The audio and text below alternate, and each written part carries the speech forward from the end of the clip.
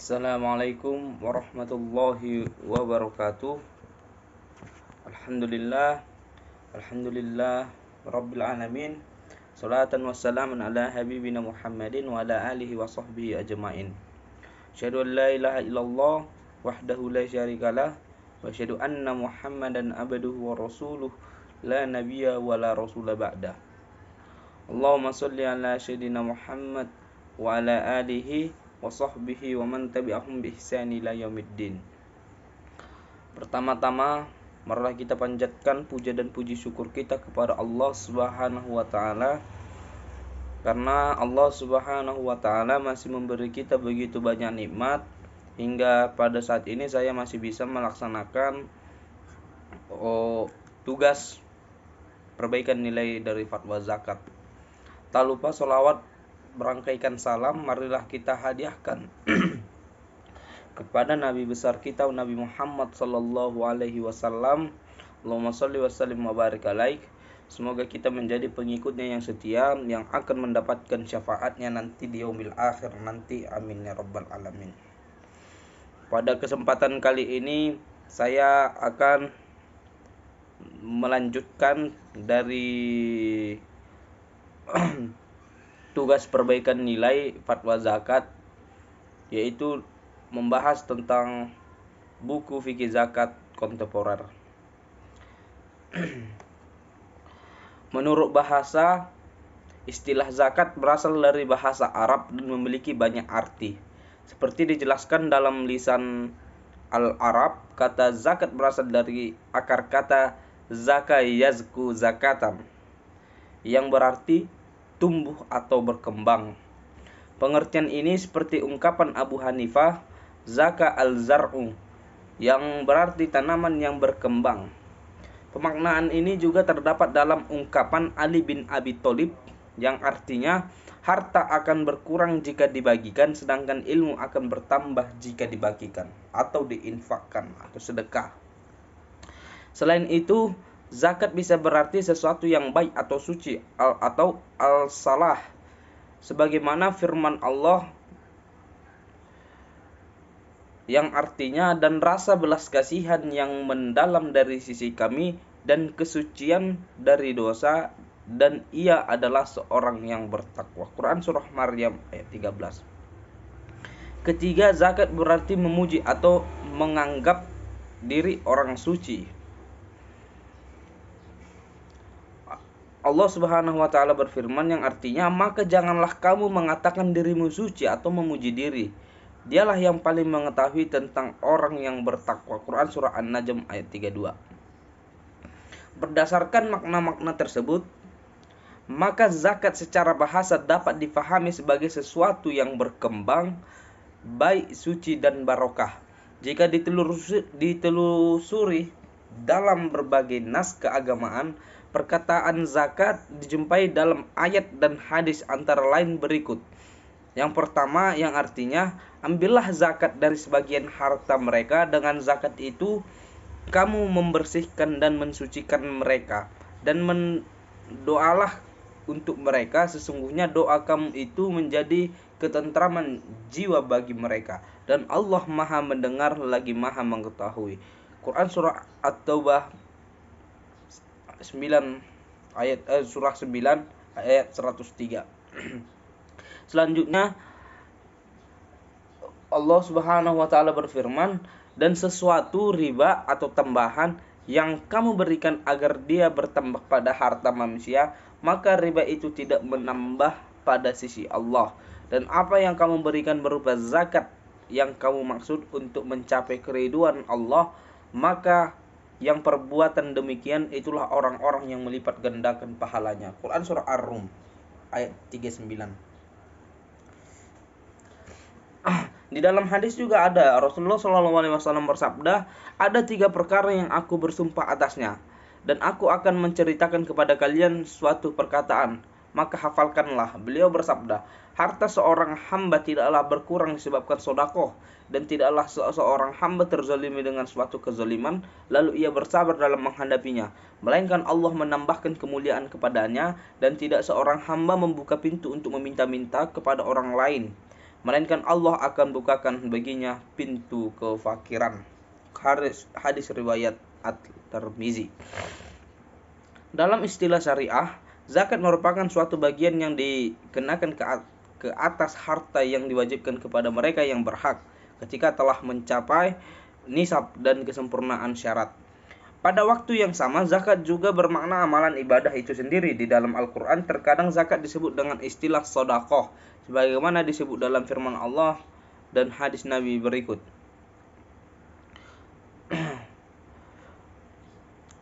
Khuz min amwalihim sodakotun tutahhiruhum wa tuzakkihim biha. Yang artinya, ambillah zakat dan dari sebagian harta mereka. Dengan zakat itu kamu membersihkan dan mensucikan mereka dan mendoalah untuk mereka. Quran surah At-Taubah ayat 103. Dan di dalam hadis yang artinya, beritahukanlah kepada mereka bahwa Allah Subhanahu wa taala telah mewajibkan zakat yang diambil dari orang-orang kaya dan dikembalikan kepada orang-orang fakir di antara mereka. Hadis riwayat Bukhari dan Muslim. Dalam banyak ayat di dalam Al-Quran, Allah Subhanahu wa taala menggunakan istilah sedekah meskipun yang dimaksud adalah zakat. Kata sedekah dimaknai sebagai zakat dikarenakan ada isyarat qarinah yang menyatakan demikian, seperti adanya penekanan sebuah kewajiban atau fardhatan seperti dalam surah At-Taubah, dan penekanan untuk mengambilnya khus seperti dalam surah At-Taubah ayat 103. Dalam ensiklopedia Al-Quran disebutkan bahwa istilah zakat disebut sebanyak 30 kali dalam Al-Quran. 27 kali darinya digandengkan dengan kewajiban sholat. Penggandengan ini menunjukkan adanya korelasi yang amat kuat antara sholat dan zakat. Bahkan urgensi zakat sama urgensi sholat bagi seorang muslim. Terdapat beberapa definisi zakat menurut para ulama, antara lain, menurut ulama Hanafi, zakat adalah memberikan kepemilikan harta tertentu kepada orang tertentu. Menurut ulama Maliki, berkata Ibnu Arafah, zakat adalah harta yang dimiliki seseorang yang telah memenuhi syarat-syarat seperti nisab, haul, selain hasil tambang dan pertanian. Dalam pengertian lain, harta yang dikeluarkan seorang muslim pada waktu tertentu kepada kelompok tertentu. Menurut ulama Syafi'i, zakat adalah harta tertentu dengan sifat-sifat tertentu yang diberikan kepada kelompok tertentu. Menurut ulama Hambali, kewajiban pada harta tertentu untuk diberikan kepada kelompok tertentu pada waktu tertentu. Waktu tertentu adalah waktu sampainya haul atau setahun, selain dari zakat untuk pertanian atau perkebunan. Dari penjelasan di atas, meskipun para ulama memiliki redaksi yang berbeda tentang pengertian zakat, namun memiliki kesamaan substansi dan spirit. Kesamaan substansi termanifestasi dari ketentuan syarat harta yang harus memenuhi minimal nisab dan batas waktu yang jelas atau haul. Meskipun terdapat objek zakat lain yang tidak berhubungan dengan batas waktu setahun seperti zakat pertanian dan juga peternakan, sedangkan kesamaan spirit terlihat dari adanya kewajiban yang dibebankan kepada orang untuk memberikan kepada orang miskin. Kewajiban zakat. Dari aspek waktu pensyariatan, zakat harta sebagai pandangan para ulama ahli hadis, zakat ini mulai disyariatkan kepada umat Nabi Muhammad SAW pada bulan Syawal tahun 2 Hijriah. Adapun zakat fitrah diwajibkan pada 2 hari sebelum bulan Ramadan tahun ke-2 Hijriah. Ibadah zakat diwajibkan pada tahun ke-2 Hijriah di kota Madinah. Pada awal pensyariatannya, kewajiban ini dijelaskan secara jelas mengenai syarat dan kadar serta jenis harta yang wajib dizakatkan.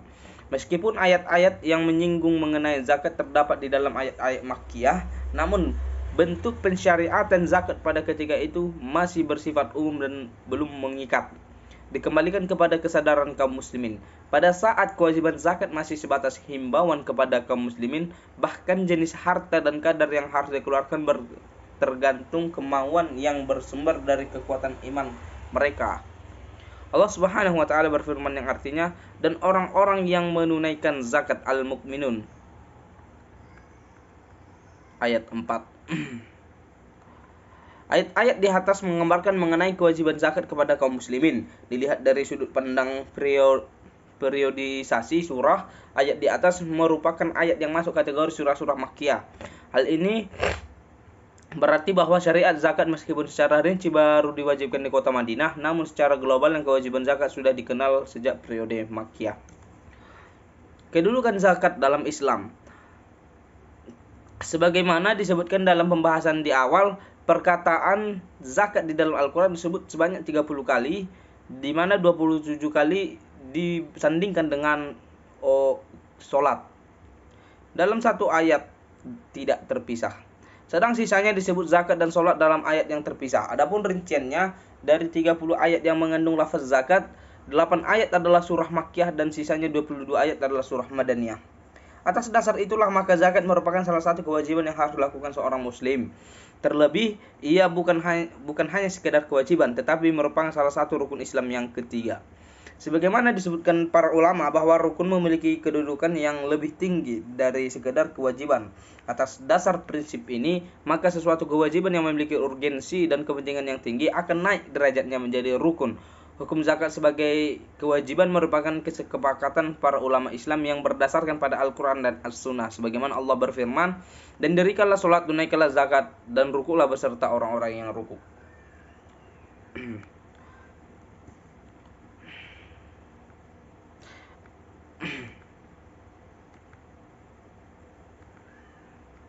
Berdasarkan ayat dan hadis di atas, para ulama bersepakat bahwa hukum zakat adalah wajib dan merupakan salah satu bentuk ibadah untuk penghambaan kepada Allah.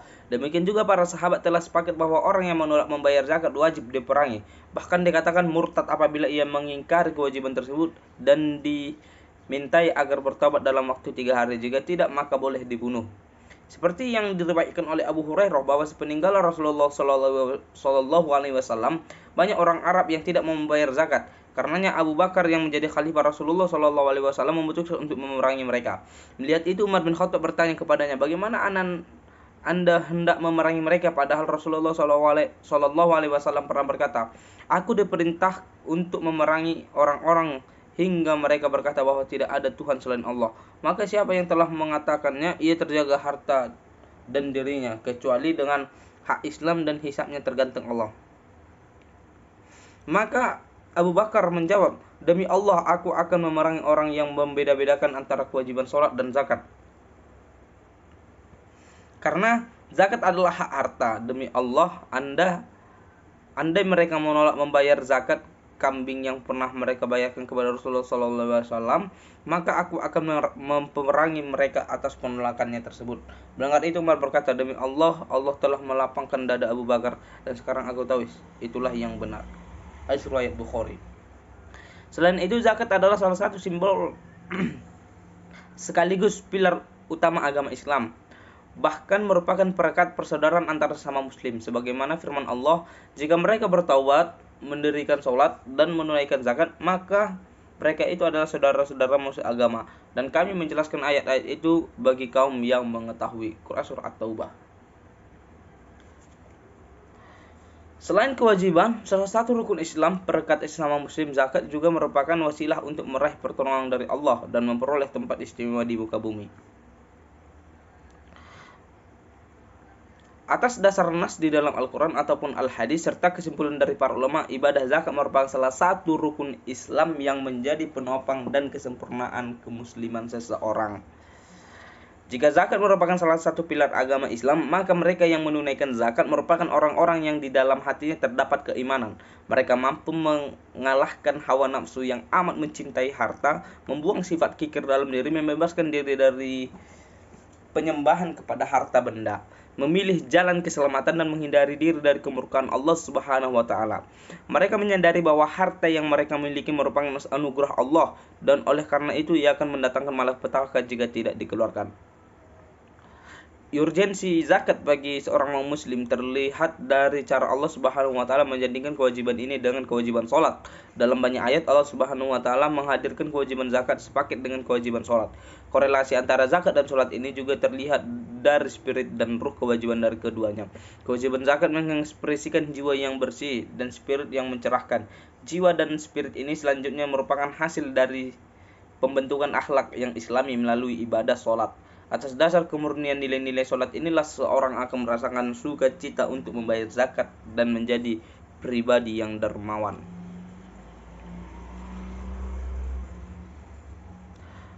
Dalam banyak ayat Allah Subhanahu wa taala menganjurkan kepada para pemilik harta benda untuk memperbanyak infak sebagai bentuk rasa syukur atas nikmat yang diberikan kepadanya. Infak yang ditunaikan bertujuan untuk memperoleh pahala dan kemampuan serta limpahan kenikmatan di surga yang tak pernah berakhir. Bahkan harta yang dikeluarkan baik berupa zakat ataupun infak merupakan investasi yang keuntungannya akan mengalir melimpah ruah tanpa putus. Di dalam ayat yang sama Allah Subhanahu wa taala menganalogikan sebuah amalan infak yang disertai dengan cacian dan celaan dengan sebuah batu cadas yang diliputi oleh debu. Bahkan ia tidak dapat menyerap air walaupun diguyur dengan air yang amat deras. Hal ini sebagai sebuah istilah bahwa orang muslim akan senantiasa mencari sesuatu yang paling bermanfaat bagi dirinya dan masyarakat. Dalam susunan ayat selanjutnya Allah Subhanahu wa taala menganjurkan untuk memperbanyak infak dan meninggalkan semua jenis jual beli yang bercampur dengan riba yang dapat memporak-porandakan perekonomian sebuah negara. Dalam konteks ini Islam tidak menginginkan agar uang untuk uang, tetapi nilai uang terdapat dalam penggunaan dan kemanfaatannya. Sebaik-baik harta adalah harta yang ada di tangan orang yang baik. Harta merupakan anugerah dari Allah Subhanahu wa taala yang diperintahkan untuk mempergunakannya dengan baik dan benar serta tidak boros. Begitu tingginya kedudukan harta benda dalam Islam hingga Allah memberikan hukuman hudud bagi siapa yang melakukan pencurian harta. Bahkan orang yang terbunuh lantaran membela harta benda akan menjadi mati syahid. Dalil kewajiban zakat. Sebagaimana dalam pembahasan terdahulu bahwa ibadah zakat telah diwajibkan oleh Allah Subhanahu wa taala dalam Al-Qur'an dan dijelaskan oleh Nabi Muhammad SAW dalam sunnahnya seperti ibadah-ibadah lain.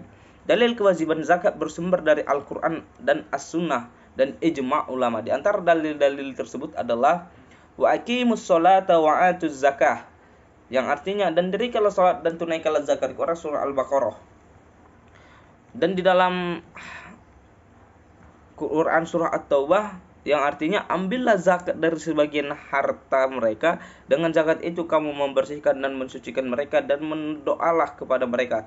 Sesungguhnya doa kamu itu menjadi ketentraman jiwa bagi mereka dan Allah Maha mendengar lagi Maha mengetahui. Selain ayat-ayat yang menyatakan mengenai kewajiban dan syariat zakat, terdapat ayat-ayat dan hadis lain yang menjadikan penjelasan dalam tata pelaksanaan dan tata kelola pembayaran zakat. Ayat-ayat yang dimaksud adalah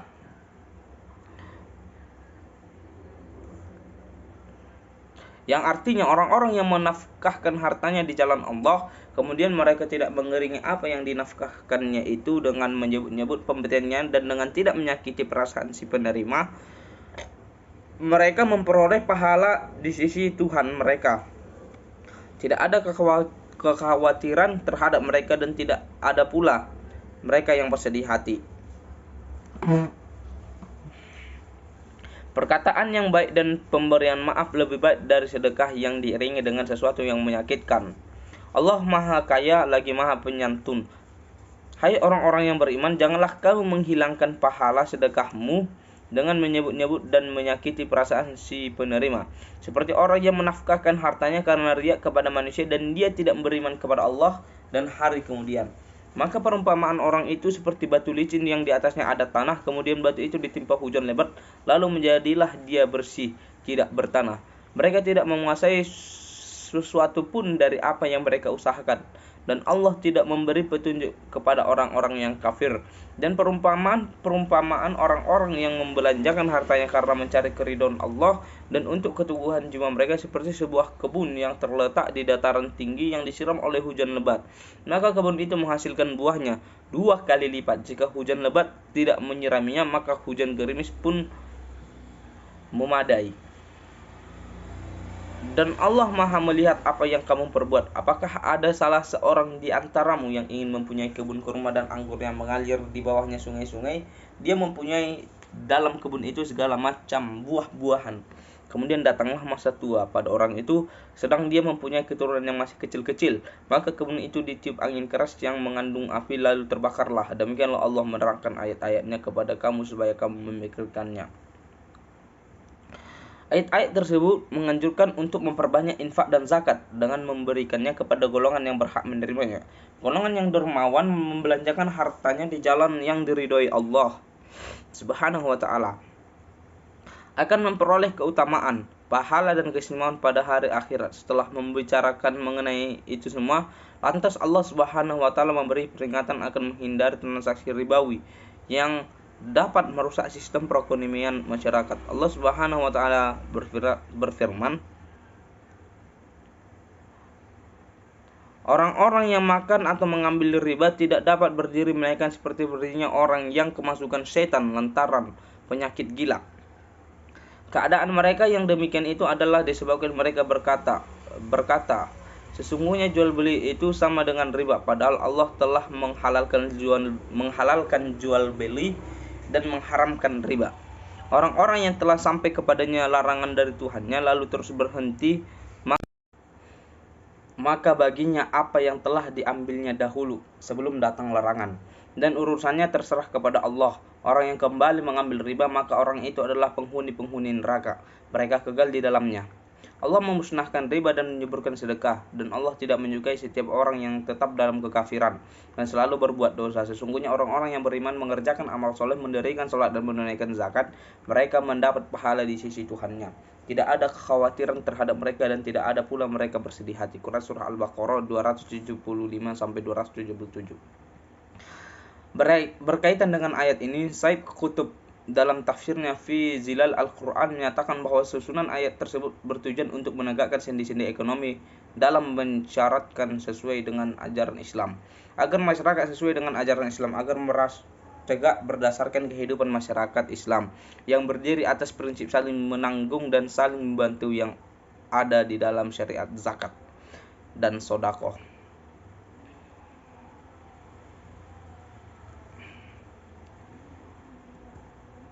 Terdapat banyak ayat Al-Quran yang menganjurkan untuk melaksanakan zakat.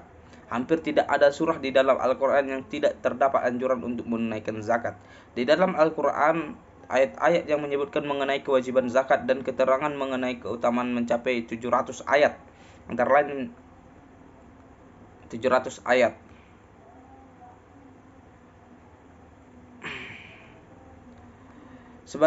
Sebagaimana dengan Al-Quran, Al-Sunnah juga banyak mengandung perintah untuk berinfak, bahkan infak juga zakat, sebagai salah satu obat kedengkian dan ambisi yang berlebihan kepada harta benda. Selain anjuran untuk berzakat dan keutamannya, Al-Quran juga banyak menyatakan mengenai hukuman dan ancaman yang pedih bagi mereka yang tidak mengeluarkan zakat. Salah satunya yang artinya, dan orang-orang yang menyimpan emas dan perak dan tidak menafkahkannya pada jalan Allah, maka beritahukanlah kepada mereka bahwa mereka akan mendapat siksa yang pedih. Pada hari dipanaskan emas perak itu di dalam neraka jahanam, lalu dibakar dengannya dahi mereka, lambung dan punggung mereka. Lalu dikatakan kepada mereka, inilah harta bendamu yang kamu simpan untuk dirimu sendiri, maka rasakanlah sekarang. Quran Surah At-Taubah 34-35.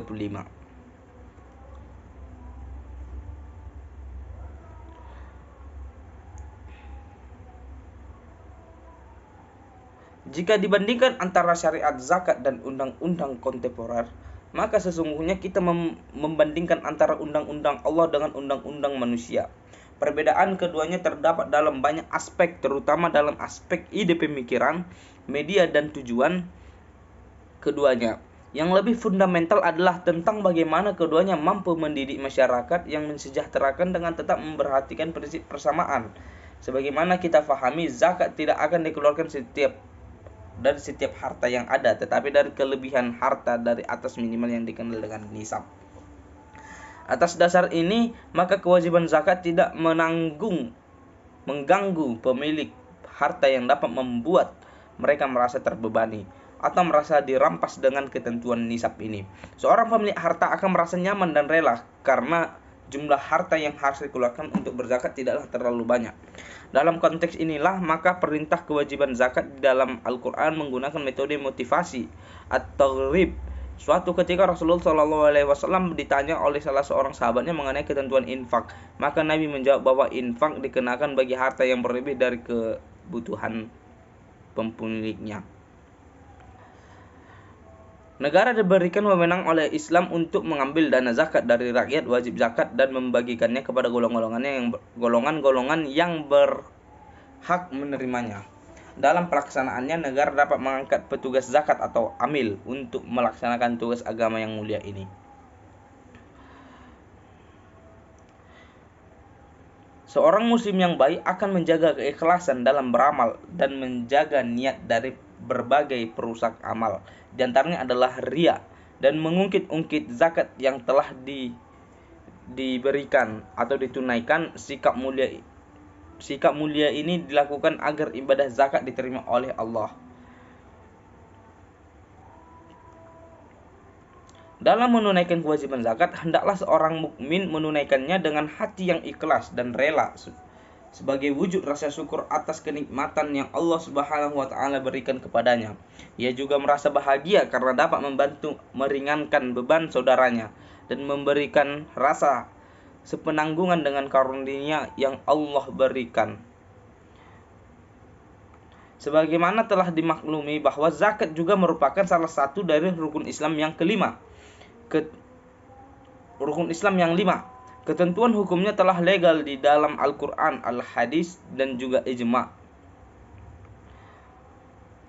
Oleh karena itu, orang yang tidak mau membayar zakat dengan motif mengingkar kewajiban ini, maka dia dihukumi sebagai orang keluar dari kebenaran atau kafir. Sebab utama dihukumi kafir ini adalah karena ia mengingkar sesuatu yang prinsip dalam agama sudah pasti hukumnya. Meskipun demikian, jika tidak mau membayar karena alasan ketidaktahuan atau keengganan, maka hal itu dimaklumi dan sesaat setelah mengetahui hukumnya segera membayarnya. Para sahabat Nabi SAW telah bersepakat mengenai hukum yang diberikan orang yang tidak mau membayar zakat. Sebagai konsekuensinya, negara akan memerangi mereka sehingga mereka mau membayar zakat.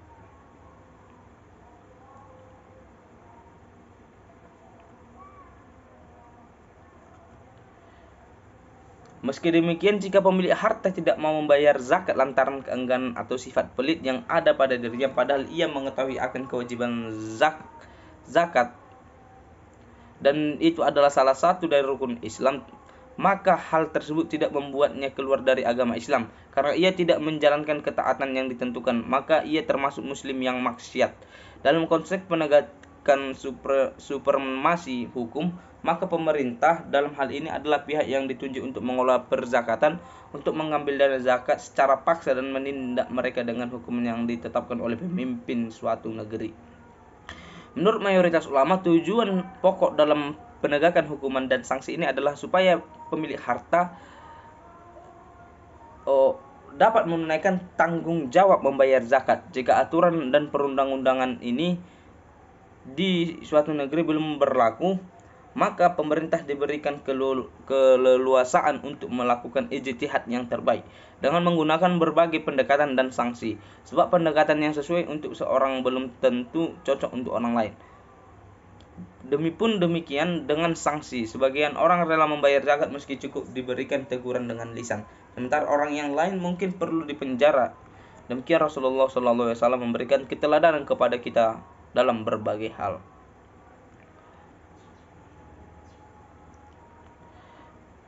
Maqasid zakat dalam ibadah mahdah. Sebagai salah satu ibadah yang wajib dilakukan oleh setiap muslim, Allah menjanjikan balasan atau pahala yang besar bagi orang yang berzakat. Tetapi sebaliknya, Allah memberi ancaman atau siksaan bagi orang yang enggan berzakat. Di antara balasan atau pahala yang dijanjikan oleh Allah bagi orang yang berzakat adalah: yang pertama, zakat adalah pembersih jiwa dari dosa dan harta dari yang haram. Yang kedua, zakat merupakan amalan yang membawa ke surga. Yang ketiga, mendapat keberkahan dan rahmat Allah.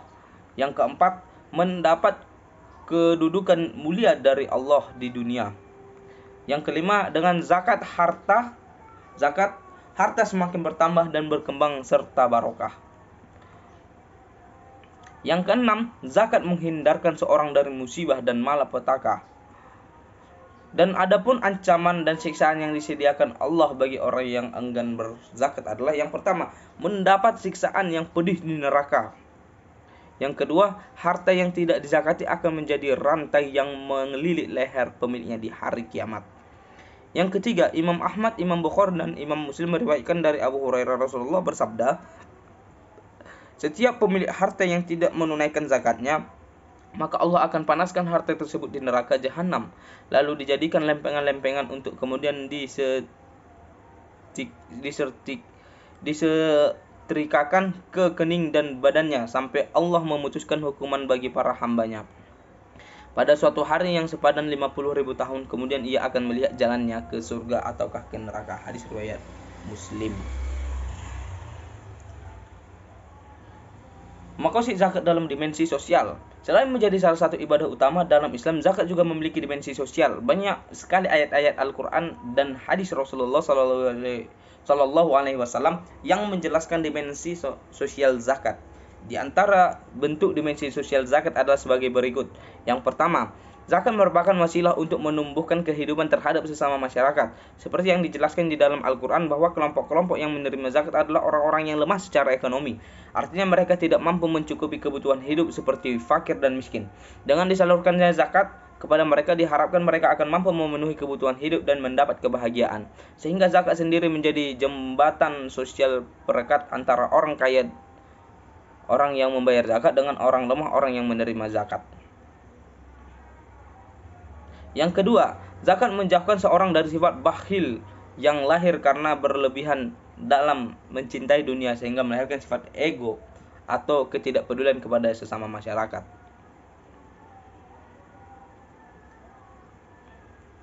Yang ketiga, mewujudkan jaminan sosial dan persatuan masyarakat. Zakat merupakan sebagian terpenting dalam mewujudkan jaminan sosial untuk mendapatkan kehidupan yang layak bagi baik makanan, pakaian, dan tempat tinggal. Sehingga zakat menjadi wasilah penting yang berhubungan antara orang kaya dan miskin agar terjalin keharmonisan, kasih sayang, tolong-menolong, dan kepedulian antara mereka, serta terjauhnya sifat-sifat tercela seperti kebencian dan kedengkian. Hal ini merupakan implementasi dari hadis Rasulullah dan ayat Al-Quran. 2. Makosid zakat dalam dimensi ekonomi. Zakat memiliki potensi yang kuat untuk menggerakkan dan mengembangkan perekonomian Islam karena harta yang terkumpul dari para muzaki dan tersalurkan untuk kebutuhan ekonomi masyarakat, dan juga zakat adalah salah satu langkah menghapus sistem monopoli harta pada suatu masyarakat. Ketika banyak harta yang dimonopoli oleh segelintir orang atau kelompok tertentu dalam sebuah masyarakat, maka akan lahir ketimpangan ekonomi yang berimbas pada masyarakat tersebut. Di sisi lain, yang kaya bisa berbuat apa saja dengan hartanya. Di sisi lain, banyak orang yang anggota masyarakat yang tidak memiliki harta karena tidak ada pekerjaan yang mereka dapatkan. Oleh karenanya, salah satu untuk mengatasi kesenjangan ekonomian adalah dengan zakat.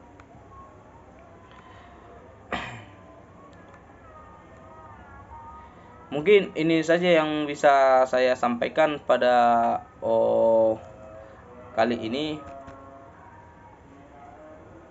dalam buku kontemporer zakat ini. Mungkin ini saja yang bisa saya sampaikan.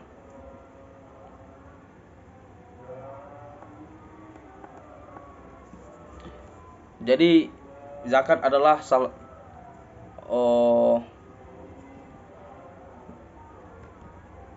hal yang penting dalam Islam, salah satu rukun Islam yang ketiga. Jadi marilah kita sama-sama mengingatkan keluarga kita, mengingatkan saudara-saudara kita agar selalu ingat untuk membayar zakat, karena zakat adalah hal yang wajib. Dan seperti yang kita ketahui, zakat ini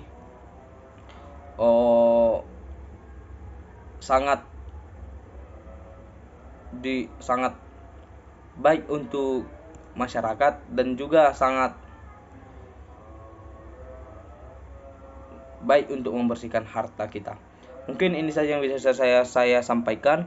Mohon maaf bila ada salah kata, salah perbuatan, atau salah kekurangan dari bahan. Mohon dimaafkan karena saya di sini masih seorang manusia yang tak luput dari salah dan dosa. Billahi taufiq wal hidayah. Wassalamualaikum warahmatullahi wabarakatuh.